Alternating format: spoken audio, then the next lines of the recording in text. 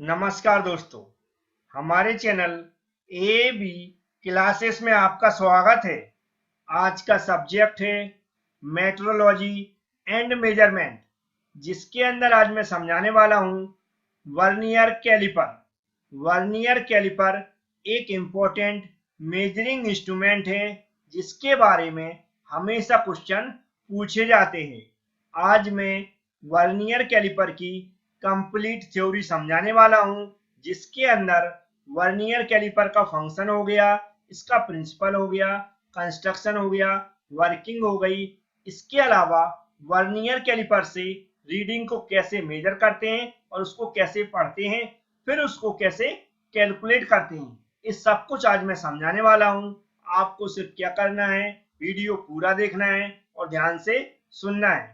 अब मैं स्टार्ट कर रहा हूं आज के टॉपिक को, जिसमें सबसे पहले इसके फंक्शन को समझा रहा हूं। नीचे आप देख सकते हैं वर्नियर कैलिपर का डायग्राम बना हुआ है। इसको आपने एक्चुअल में भी देखा होगा। थ्योरी के हिसाब से देखा जाए तो इसको डिफाइन किया जाता है, जो वर्नियर कैलिपर है उसके उपयोग के आधार पर। वर्नियर कैलिपर का फंक्शन होता है किसी ऑब्जेक्ट की एक्सटर्नल और इंटरनल डायमेंशन को मेजर करना, वो भी एक्यूरेसी के साथ। हिंदी में बोल सकते हैं, वर्नियर कैलिपर किसी ऑब्जेक्ट की आंतरिक और बाहरी डायमेंशन को मेजर करता है एक्यूरेसी के साथ। इसके अलावा वर्नियर कैलिपर से हम किसी ऑब्जेक्ट के डायमीटर को भी एक्यूरेसी के साथ मेजर कर सकते हैं। इसके अलावा यहाँ पर आपको एक रेड कलर में दिख रहा होगा कुछ इंस्ट्रूमेंट, जिसका नाम होता है डेप्थ मेजरिंग ब्लेड। इस ब्लेड की सहायता से किसी ऑब्जेक्ट की गहराई को, या जिसे हम डेप्थ बोलते हैं, उसको मेजर कर सकते हैं। इस तरह वर्नियर कैलिपर का जो फंक्शन होता है, जो इसके उपयोग होते हैं, वो मैंने बता दिए।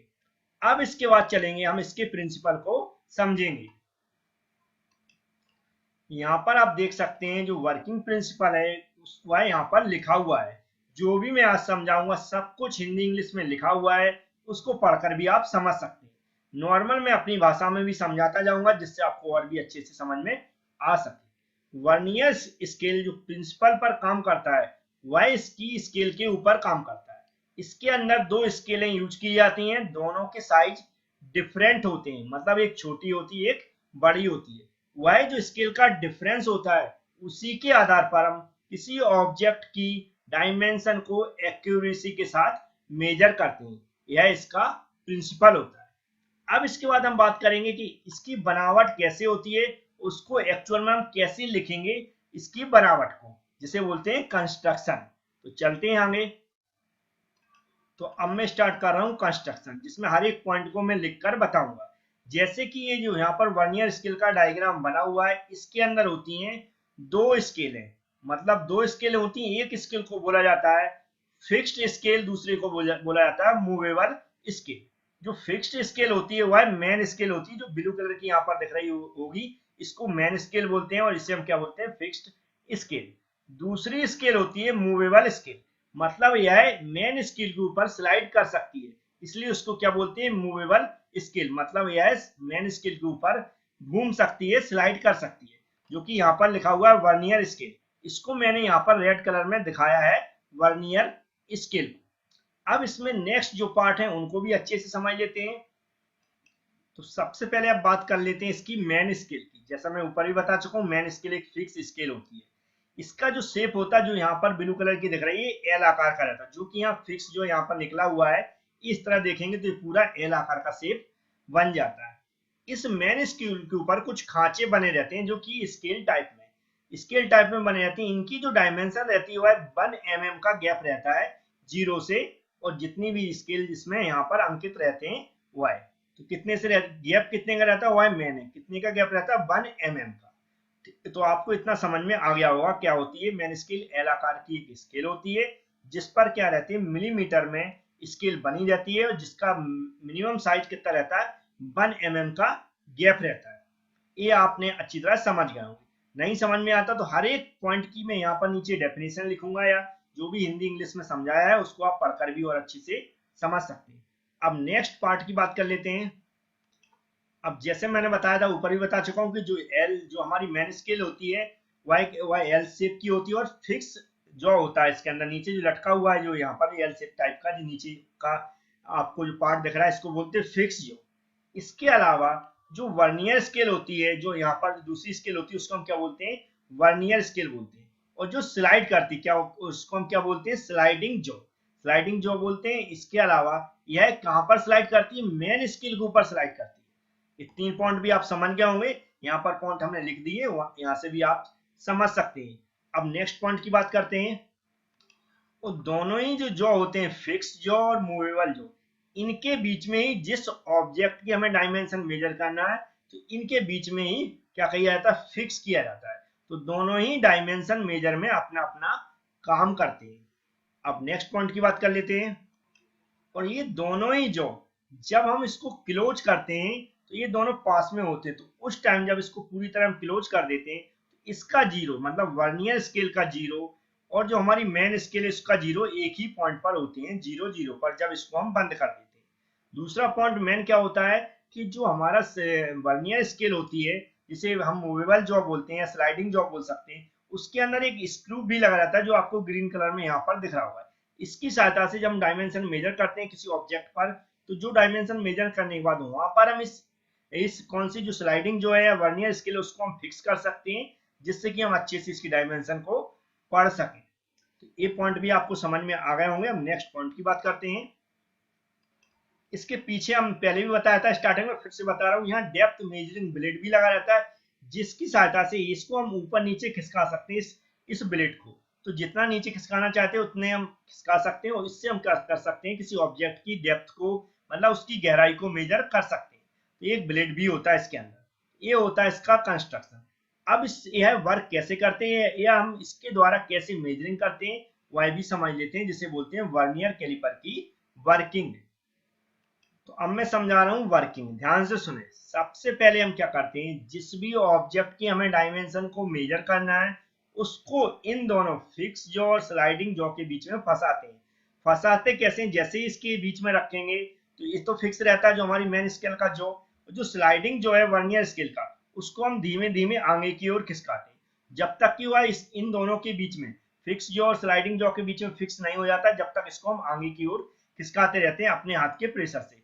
जैसे ही फिक्स हो जाता है उसको हम इस स्क्रू की सहायता से वर्नियर स्केल को टाइट कर देते हैं, जिससे कि डायमेंशन को हम सही से एक्यूरेसी के साथ मेजर कर सकें और इसकी जो हमारी स्केल होती है उस पर पढ़ सकें। अब नेक्स्ट पॉइंट की बात करते हैं। अब जो पॉइंट अभी मैंने समझाए हैं वो यहाँ पर लिखे हुए हैं, समझ सकते हैं कि इसके बीच में क्या रखते हैं हम, जो भी जिस भी ऑब्जेक्ट की डायमेंशन मेजर कर रहे हैं उसको रखते हैं। फिर जो स्लाइडिंग जो है उसको आगे खिसकाते हैं जब तक कि वो फिक्स ना हो जाए। जैसे ही उस पर टच हो जाता है सही से, उसके बाद हम क्या करते हैं, इस स्क्रू की सहायता से उसको टाइट कर देते हैं। यहाँ पर पॉइंट लिखे हैं, आप पढ़कर भी समझ सकते हैं, और अगर यदि आप नोट करते जा रहे हैं तो नोट भी कर सकते हैं। अब नेक्स्ट पॉइंट की बात करते हैं। फिर इसके बाद फोर्थ और फिफ्थ पॉइंट देखेंगे। फोर्थ पॉइंट में बताया गया सबसे पहले हम क्या करेंगे, जो हमारी मेन स्केल है उसकी स्केल को नोट करेंगे। स्केल को नोट कैसे करते हैं मैं आगे और भी बताऊंगा, आप जुड़े रहें। अभी सिर्फ इतना याद रखना कि सबसे पहले हम मेन स्केल की रीडिंग को नोट करते हैं। इसके बाद हम क्या देखते हैं, जो हमारी वर्नियर स्केल है और मेन स्केल है, इसमें से कोई एक पॉइंट ऐसा होगा कि वर्नियर स्केल की रीडिंग वाला और मेन स्केल की रीडिंग वाला एक ही पॉइंट पर एक दूसरे से मिल रहे होंगे या एक दूसरे के ऊपर एकदम दिख रहे होंगे, जो कि बिल्कुल एक दूसरे के ऊपर ही दिख रहे होंगे। उस पॉइंट को भी हम नोट करते हैं। उसको नोट कैसे करते हैं और मेन स्केल की रीडिंग कैसे नोट करेंगे ये मैं आगे बताता हूं। अब मैं रीडिंग लेने की प्रोसीजर बता रहा हूं, ध्यान से सुने। जो यहाँ डायग्राम लिया हुआ है इसी से देखें। ये सबसे पहले ऊपर वाली 0 से 30 तक जो पॉइंट बने हुए हैं यह कौन सी हमारी मेन स्केल है। नीचे वाली जो 0 से 15 तक पॉइंट बने हुए हैं वह हमारी वर्नियर स्केल है। ध्यान रखें, जैसा मैंने बताया था सबसे पहले हम मेन स्केल की रीडिंग को नोट करते हैं। कैसे करते हैं, हमने मान लिया जिस पोजीशन में यहाँ पर दी है दोनों स्केल, इसी पोजीशन में वहां पर हम टाइट करते हैं वर्नियर स्केल, जो मेन स्केल है और हमारी कौन सी वर्नियर स्केल। यहाँ पर हम देखते हैं सबसे पहले वर्नियर स्केल को हमें देखना, नीचे वर्नियर स्केल बनी हुई इसको देखें, उसका 0 वाले पॉइंट सबसे पहले देखेंगे। 0 वाला पॉइंट कहां पर रुका हुआ है, मेन स्केल के। क्या देखना हमें, मेन स्केल पर वर्नियर स्केल का 0 वाला पॉइंट कहां पर रुका हुआ है। अब इसको जैसे मान लिया यहाँ पर रखा हुआ है, किसके किस पॉइंट के बीच में, मेन स्केल के देखेंगे 0 से 10, 11, 12, मतलब 12 और 13 वाले पॉइंट के बीच में वर्नियर स्केल का 0 दिख रहा है। मतलब कितनी रीडिंग हो गई, 12.5। जो हमारी मेन स्केल है उसकी कितनी रीडिंग पर हमारा वर्नियर स्केल का 0 वाला पॉइंट रुका हुआ है। और किधर की ओर देखते हैं हम, लेफ्ट हैंड साइड की ओर देखते हैं। 0 से लेफ्ट हैंड किधर होता है, इधर होता है। 0 से लेफ्ट हैंड साइड की ओर देखेंगे वाई कितनी डायमेंशन पर है, तो 0 से लेफ्ट हैंड साइड की कौन सी डायमेंशन, ए वाली डायमेंशन है। तो इसको हम काउंट कर लेंगे, जैसे 0, 5, 10, 11, 12 और 12.5। तो 12.5 की जो मेन रीडिंग होगी, मेन स्केल की रीडिंग कितनी हो जाएगी, 12.5। तो यहाँ पर हमने लिख दिया, देखो मेन स्केल रीडिंग, MSR का फुल फॉर्म होता है मेन स्केल रीडिंग कितनी है, 12.5 mm।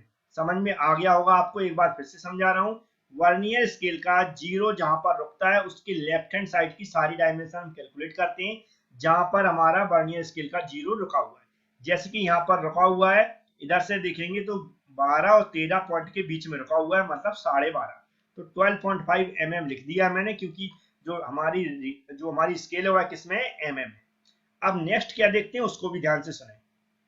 मेन स्केल की रीडिंग नोट करने के बाद हम ये देखते हैं वर्नियर स्केल का कौन सा पॉइंट मेन स्केल के कौन से पॉइंट पर एक ही पॉइंट पर दोनों मिल रहे हैं।